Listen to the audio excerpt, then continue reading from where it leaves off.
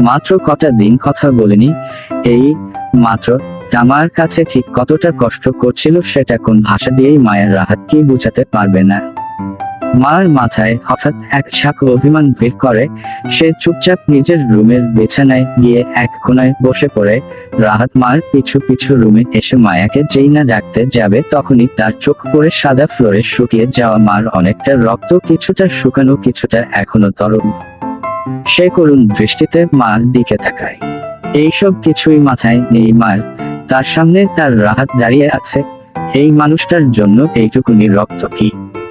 সে তার নিজের শরীরের সমস্ত রক্ত বিলিয়ে দিতে পারে। এবার রুমে এরাম আছে। ইরাম মায়াকে এক গ্লাস জল এনে দেয় আর অন্য রুমে গিয়ে বসতে বলে। মায়া তার মায়ের রুমে গিয়ে বসে। ইরাম আর রাহাত এক টুকরো কাপড় নিয়ে ফ্লোরের রক্তগুলো পরিষ্কার করে দেয়। আর তারপর রাহাত মার পাশে বসে আর ইরাম একটা চেয়ার নিয়ে তাদের মুখোমুখি বসে।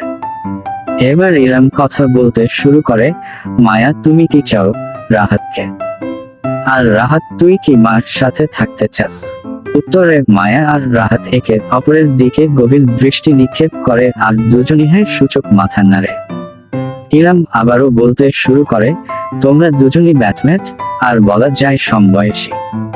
রাহাতের বয়স এখন 18 আর মার 17। যদি তোমাদের নিজেদের সম্পর্কটাকে বিয়ে পর্যন্ত নিয়ে যেতে হয় তবে রাহাত প্রতিষ্ঠা হওয়া পর্যন্ত তোমাকে অপেক্ষা করতে হবে মায়া। আর আমার যা মনে হচ্ছে রাহাতের প্রতিষ্ঠা হতে আরো 10 বছর লাগবে। এখন চলছে 2022, অর্থাৎ তোমাকে 2032 পর্যন্ত অপেক্ষা করতে হবে।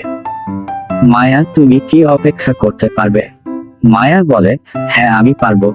ওর জন্য আমি সারা জীবন অপেক্ষা করতে পারবো। কথাটা বলেই সে ভাবতে থাকে, আচ্ছা রাহাত কি আদেও তার হবে কখনো? তার মাঝে মাঝেই মনে হয় রাহাত কখনো তার হবে না। আর সবচেয়ে বড় কথা, মার বেশিরভাগ ভাবা কথাগুলোই অদ্ভুতভাবে তার জীবনের সাথে মিলে যায়। কথাটা ভাবতেই মার সারা শরীর ভয় শিউরে ওঠে। সে আচোখে রাহাতের মুখের দিকে তাকায়।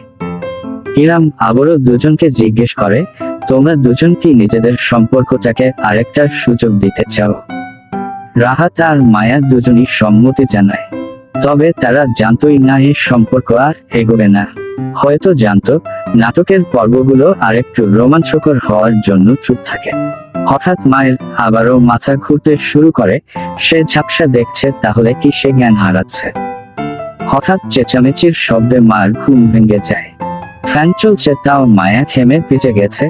সে বুঝতে পারে সে আবারও স্বপ্ন দেখেছে। তবে এই স্বপ্নটা স্বাভাবিক কোনো স্বপ্ন নয়। এটা মার অতীত, যেই অতীতকে সে ভুলতে পারছে না। প্রথম পর্বটা একটু জটিল জানি, তবে ধীরে ধীরে মূল কাহিনীতে যাওয়া হবে। লেখা রিচেকিং হয়নি, সেহেতু ত্রুটি হলে একটু সহ্য করে নেবেন। জানি পর্বটা ছোট, তবে এটা প্রথম পর্বের শেষ অংশ, ফলে প্রথম পর্বের অন্তর্ভুক্ত।